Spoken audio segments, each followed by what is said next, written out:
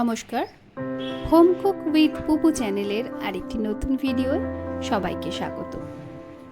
আজকে আমি যে হেলদি, টেস্টি আর কম সময়, কম মশলায়, কম খরচার একটা রেসিপি দেখাচ্ছি, সেটা তোমাদের প্রত্যেক দিনে ভীষণভাবে কিন্তু কাজে লাগবে। কারণ প্রত্যেক দিনের রান্না বেশি তেল মশলা দিয়ে খেলে কিন্তু সেটা শরীরের জন্যও কিন্তু একেবারেই ভালো না। তাই আমি এখানে নিয়ে নিয়েছি বড় বড় করে কাটা কিছু সবজি আর কলমি শাক, যেটা একটু বড় বড় করেই কেটে নিতে হবে। এবার কড়াইতে সরষের তেল দিয়ে তেল একটু গরম হলে এর মধ্যে দিয়ে দেব বড়ি। ডালের বড়িগুলোকে এপিট ওপিট উল্টে লাল লাল করে ভালো করে ভেজে তুলে নিচ্ছি।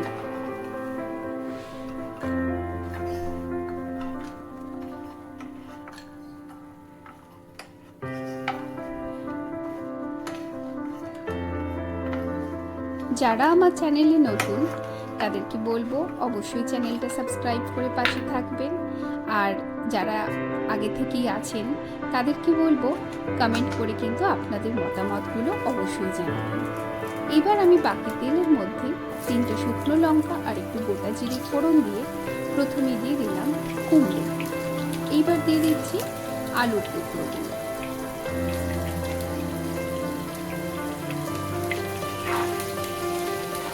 এইবার কুমড়ো আর আলু প্রথমে 3 থেকে 4 মিনিট এইভাবেই কন্টিনিউ নাড়াচাড়া করে একটু ভেজে নেব। এবার এর মধ্যে অ্যাড করে দিচ্ছি বেগুন।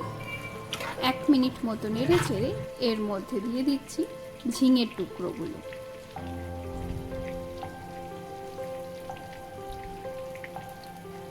এইবার সব সবজি আরও 3 থেকে 4 মিনিট ঠিক এইভাবেই কিন্তু নাড়াচাড়া করতে থাকবো।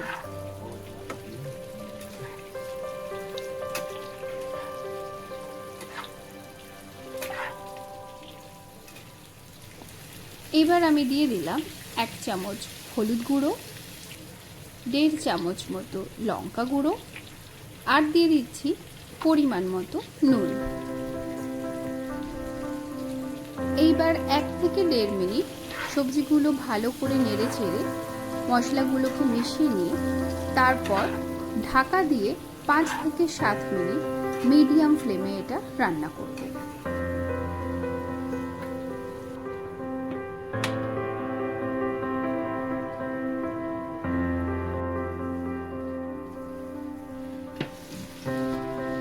পাঁচ থেকে 7 মিনিট পর ঢাকা খুলে দেখো সবজিগুলো অনেকটা নরম হয়ে গেছে। আবার সবগুলো একটু ভালো করে মিশিয়ে নিয়ে এইবার এর উপরে বড় বড় করে কেটে রাখা কলমি শাকগুলো দিয়ে দিচ্ছি। এইবার কলমি শাক সবজির সাথে মিশিয়ে আবারও ঢাকা দিয়ে 5 মিনিট মতো ভাপে রান্না করব। শাক আর সবজি থেকে কিন্তু অনেকটা পরিমাণ জল বেরিয়েছে, যার ফলে এই রান্নায় কিন্তু কোনো রকম জলের ব্যবহার হবে না। আর জল ছাড়া এইরকম ভাপে রান্না করা সবজিগুলোর স্বাদ কিন্তু দারুণ হয়। এইবার ওপর থেকে দিয়ে দিলাম 2টো কাঁচা লঙ্কা আর ভেজে রাখা বড়ি। এইবার এরকমই মিডিয়াম ফ্লেমে কন্টিনিউ নাড়তে থাকবো যতক্ষণ না সবজির জলগুলো শুকিয়ে আসে। এইবার দিলাম ওপর থেকে স্বাদ মতো চিনি, আর দিয়ে দেবো একটু গলিয়ে রাখা ঘি।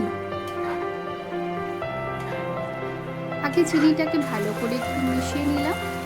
এইবার উপর থেকে ঘিটা ছড়িয়ে দিচ্ছি।